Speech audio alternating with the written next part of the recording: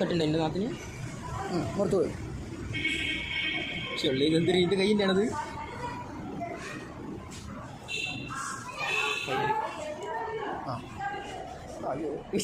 എന്ത് പറ്റിയിട്ടുണ്ട്.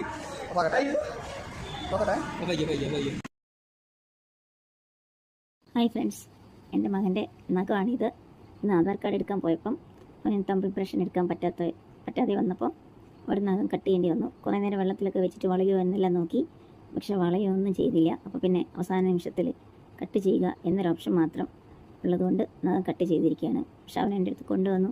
എൻ്റെ അശ്രദ്ധ കൊണ്ട് ചെറുതായിട്ടൊന്ന് പൊട്ടിപ്പോയി. ഞാൻ അവിടെ ഗമ്മ് വെച്ചിട്ട് പൊട്ടിച്ചിട്ടുണ്ട്.